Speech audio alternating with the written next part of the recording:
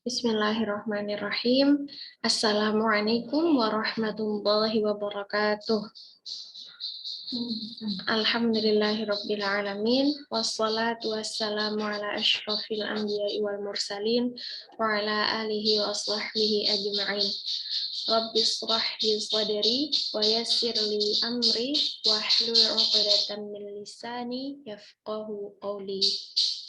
Alhamdulillahirrabbilalamin. Puji syukur kehadirat Allah Subhanahu wa Ta'ala yang telah melimpahkan banyak kenikmatan kepada kita, terutama nikmat iman, Islam, dan tentunya nikmat kesehatan, yang semoga nikmat yang Allah karuniakan ini dapat kita maksimalkan untuk menjalankan perintahnya dan menjauhi apa yang Allah larang.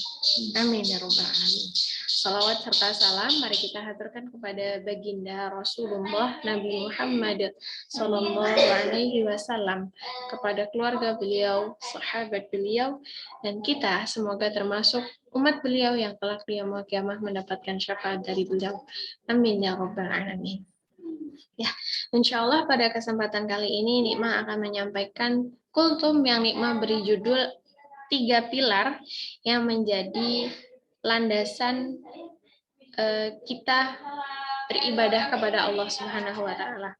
Ya, jadi pilar yang pertama yaitu adalah cinta, kemudian yang kedua adalah takut, dan yang ketiga adalah harap. Nah, semua ketiga pilar itu tempatnya ada di hati. Jadi insya Allah kita akan ngebahas sedikit tentang hati, yang semoga ada kebermanfaatan yang bisa kita ambil di sini. Ya, kecintaan yaitu tadi Nikmah sebutkan sebagai pilar yang pertama. Nah, kecintaan yang dimaksud di sini adalah kecintaan yang disertai dengan perendahan diri dan pengagungan. Loh, gimana? Udah mengaku perendahan diri, tapi kok mengagungkan? Iya, ketika kita memohon kepada Allah, pertama-tama kita mengakui akan dosa-dosa kita, baru nanti kita mengagungkan Allah dengan menyebut asmanya gitu. Dan disitulah sebagai bentuk bahwa kita ini memang hamba yang butuh banget sama Allah yang maha kuasa atas segala halnya gitu. Jadi kita mengakui bahwa Allah itu agung. Nah, kecintaan yang hanya layak ditunjukkan kepada Allah, tidak kepada selainnya. Loh, emang ada ya di dunia ini orang yang menunjukkan cintanya itu kepada selain Allah? Ya, alhamdulillah kita dikaruniai iman Islam gitu. Jadi insya Allah cinta kita gitu ya hanya kepada Allah. Tapi di luar sana orang-orang yang belum mendapatkan hidayah, mungkin dalam tanda kutip gitu ya, belum Allah izinkan untuk mendapatkan nikmat Islam dan juga iman, mereka masih banyak yang cintanya itu kepada selain Allah gitu. Kalau misalnya orang-orang yang mengakui adanya Allah, tapi bisa dipukul rata nggak sih kalau mereka itu cinta kepada Allah? Secara merata belum bisa kita pastikan gitu, dan Nikmah sendiri belum pernah meriset gitu ya, meneliti gitu ya. Tapi di sini kebanyakan memang mengakui adanya pencipta gitu, tapi untuk menghambakan diri gitu, maksudnya beribadah hanya kepada Allah itu kita sendiri juga masih perlu banyak belajar gitu. Karena mungkin iya saya yakin, tapi ketika diuji sedikit keyakinan kita goyah. Nah, maka di situ kita perlu terus memupuk cintanya kita kepada Allah gitu ya.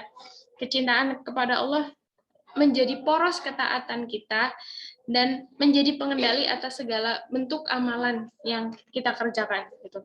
Bahkan cinta itulah yang menjadi ruh dari ibadah kita.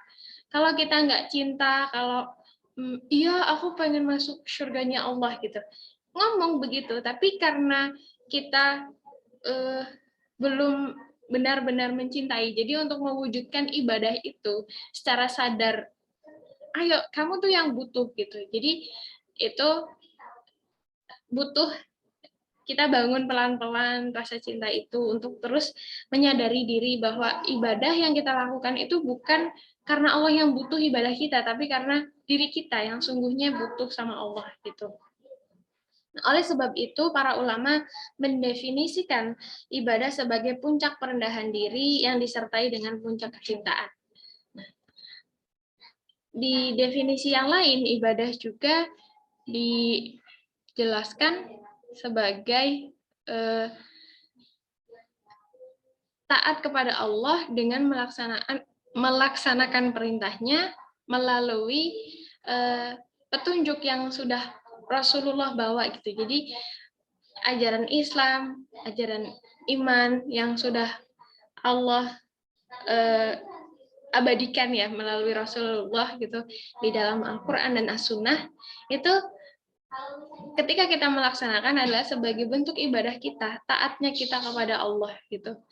Ada juga definisi yang lain, yaitu adalah ibadah yaitu merendahkan diri kepada Allah Azza wa Jalla, yaitu tingkatan tunduk yang paling tinggi disertai dengan rasa mahabbah, kecintaan yang paling tinggi gitu ya. Jadi komitmen gitu dengan aku mengaku hambanya gitu, hambanya Allah, maka aku juga harus komitmen gitu, menunjukkan kecintaan aku dengan melaksanakan apa yang Allah perintahkan gitu.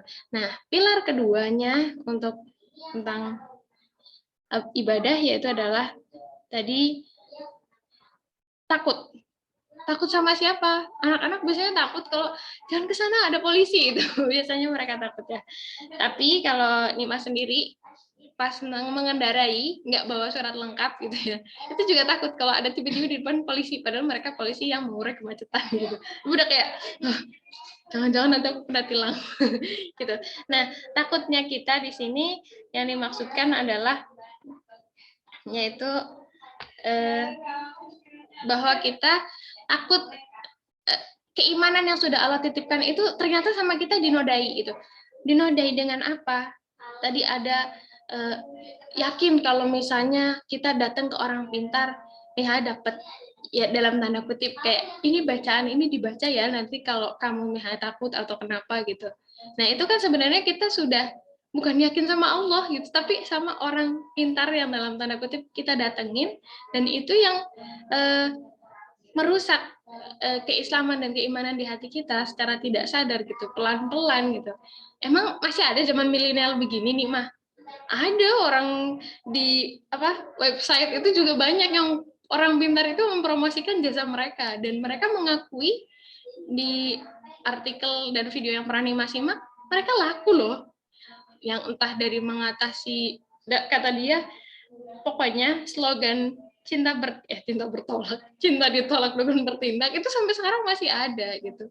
Kalau misalnya kayak bisnis dia di tengah pandemi kayak collab atau gak karuan, itu minta kayak tadi kayak kasih ini doang biar dagangan saya laris, itu masih ada ternyata. Dan itu yang menjadi ketakutan kita, jangan-jangan gitu nggak kerasa naudzubillahi min dzalik gitu ya, keimanan dan keislaman yang sudah Allah karuniakan kepada kita, malah kita nodai dengan ketakutan-ketakutan kita yang nyatanya itu hanyalah hal duniawi gitu, yang sebenarnya tentang rezeki itu sudah Allah jamin gitu. Setiap hambanya insya Allah akan mendapatkan rezeki yang sudah Allah tetapkan kadarnya masing-masing gitu ya. Yang sudah diberi kekayaan, alhamdulillah, silakan disedekahkan kepada yang membutuhkan. Yang masih rasanya kurang, berarti itu pelajaran buat kita biar membesarkan rasa syukur yang ada di dalam diri kita dan hati kita. Yang terakhir, pilar yang ketiga adalah tadi harap. Nah, harapan kita ketika kita sudah beribadah, takut nggak diterima, khauf